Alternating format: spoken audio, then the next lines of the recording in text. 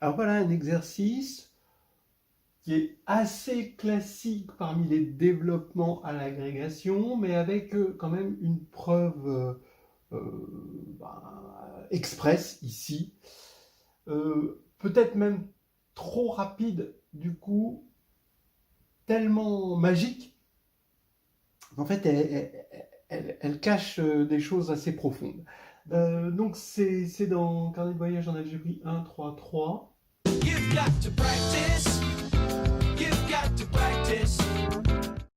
Voilà l'exercice, hein, c'est le critère de nilpotence par la trace. Si A est dans Mn de C, après on peut remplacer C par un corps, on va dire, de caractéristique 0. A est nilpotente si et seulement si la trace de A puissance K est nulle pour K compris entre 1 et N.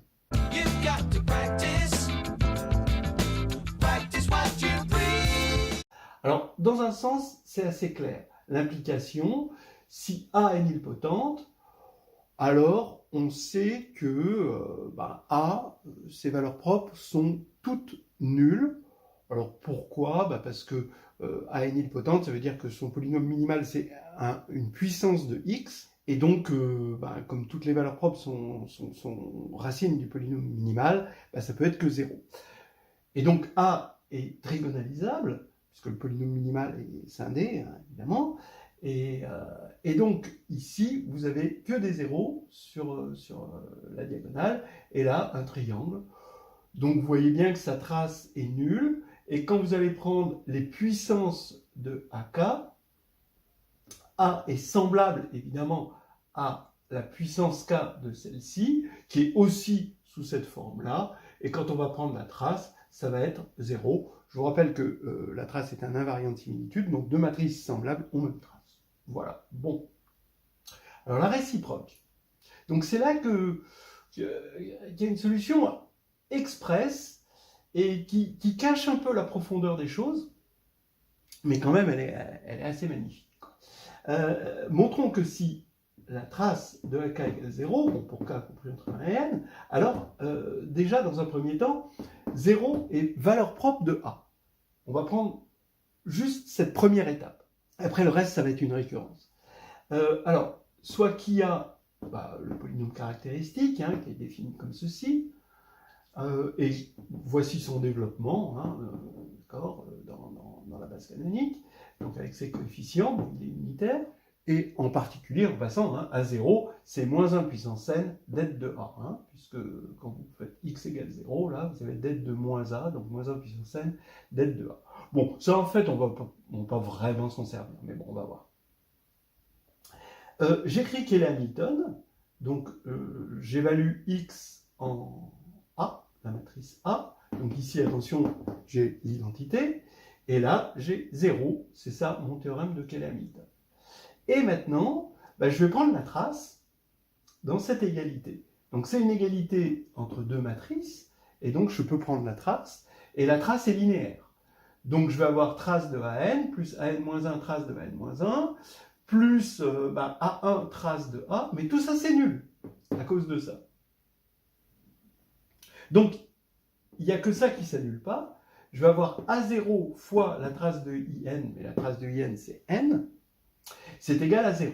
Alors, c'est là où on est obligé, si on est sur n'importe quel corps, de quand même choisir le corps de caractéristique nulle, parce que ici, A0 fois N égale 0, ça implique A0 égale 0, hein, d'accord, parce que N est non nul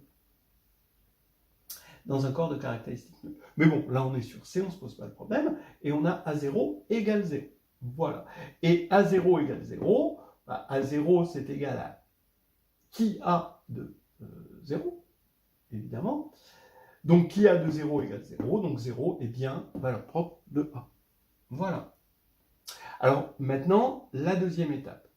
Montrons par récurrence sur N que A est nilpotente. Bon, eh bien oui, l'initialisation est évidente. Si N égale 1, ça veut dire que pour K égale 1, trace de A égale 1, mais A c'est une matrice scalaire puisqu'on est en dimension 1, et donc A égale 0 parce que sa trace c'est elle-même. Voilà.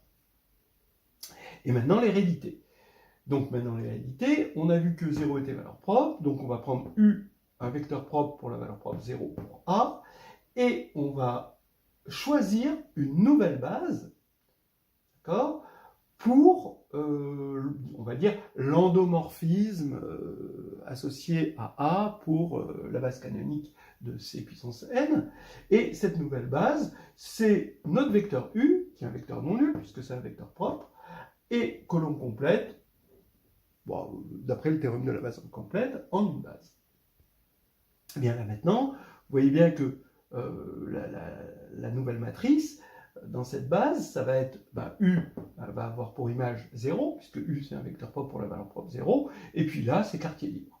Donc là, ici, je vais avoir un bloc diagonal n-1, n-1, voilà, que j'appelle A1, et donc j'ai A puissance k, pour tout k entre 1 et n, qui est sous cette forme. Ça c'est le calcul par bloc, hein, qui nous dit ça, que A puissance k, d'accord, quand on a une matrice triangulaire par bloc, les puissances, on va dire, les blocs diagonaux se multiplient entre eux, et donc les puissances, entre autres, hein, donnent des puissances des blocs diagonaux. Ici aussi, ce 0, on peut le voir comme un 0 puissance k. Voilà. Donc maintenant, je vais prendre la trace. Je dis encore une fois que la trace est invariante, donc ici j'ai 0, mais là j'ai 0 plus la trace de A1k, donc j'ai trace de A1k, A1 puissance k, égale 0 pour k compris entre 1 et n. En fait, je n'ai besoin que de k compris entre 1 et n-1, bon, j'ai jusqu'à n. Alors maintenant, par récurrence, A1 est nilpotente, et maintenant, le polynôme caractéristique de A, c'est le polynôme caractéristique de cette matrice, d'accord, par invariance, le polynôme caractéristique, c'est un invariant de similitude. Donc ici, le polynôme caractéristique de cette matrice, c'est x fois le polynôme caractéristique de A1, d'accord, parce que c'est le déterminant par bloc, hein, triangulaire, voilà, et donc ça fait x fois, comme A1 est nilpotente, son polynôme caractéristique, c'est x puissance n-1. Donc ici, j'ai x puissance n. Et donc, A est nilpotente par Cayley-Hamilton, hein, puisque son polynôme caractéristique, c'est une puissance de u. Voilà. On va ajouter une petite application, hein, pour faire joli, et puis pour que ça fasse un développement à peu près conséquent. You've got to practice. Alors, nous voilà maintenant rendus à une petite application qui va enluminer notre critère de nilpotence par la trace. On prend deux matrices A et B de Mn de C, et on va supposer que A plus ZI B est nilpotente pour n plus une valeur ZI, hein, deux A2 distincts, hein, évidemment. On va prendre ZI de 0 à n, donc on a n plus une valeur, ZI complexe, hein. Et il faut montrer que le sous-espace vectoriel de Mn de C engendré par A et B n'est constitué que de matrices nilpotentes. Toutes ces matrices sont nilpotentes, donc en particulier A et B sont nilpotentes. Voilà. Alors, bon, allons-y. Je vais poser Pk de Z, la trace de A plus Z, B, le tout puissance K, hein, ici. Voilà. Alors, bon, on arrive à se convaincre que Pk est un polynôme en Z, donc c'est une fonction polynomiale en Z. Alors entre parenthèses, hein, les fonctions polynomiales, comme on est sur C, et même plus généralement si on est sur un corps de caractéristique 0, donc qui est infini, hein, on peut confondre polynôme et fonction polynôme, ce qui fait que je peux parler du coefficient en degré m du polynôme. Hein, voilà, ça c'est important. Alors, oui, regardons donc ce polynôme. Eh bien, il va être de degré k, hein, forcément. Et son terme, son coefficient, justement, degré k, si on doit regarder cette matrice-là, la puissance km de la matrice, donc on fait le produit k fois de la matrice A plus ZB, quand on développe tout ça, eh bien, on a effectivement que des puissances m, iem de z avec m inférieur ou égal à k, et en particulier le coefficient dominant, c'est-à-dire, bon, s'il est non nul évidemment, le coefficient on va dire en z puissance k de pk, eh ben, ça va être ici, on va regarder quelle est la matrice en z puissance k, ben, évidemment quand on développe ça va être b puissance k. Donc quand on va prendre la trace de ça, ben, ça va être trace de b puissance k, par linéarité de la trace. Bien. Donc, voilà. Donc, le coefficient dominant, je dis dominant s'il n'est pas nul, évidemment. En tout cas, c'est le coefficient en z puissance k. Donc, maintenant, je rappelle que pk de zi égale 0, c'est ça l'hypothèse, pour n plus une valeur de z. Mais, k ici, on le choisit, évidemment, inférieur ou égal à n, donc compris entre 1 et n.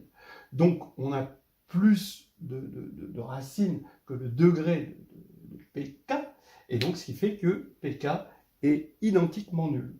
Donc en particulier, la trace de b puissance k est nulle, puisque c'était un des coefficients du polynôme pk. Voilà. Alors vous allez me dire, la trace de la puissance k aussi, ben oui, puisque c'est pk de 0, mais bon, on va montrer que tout est nilpotent là ici.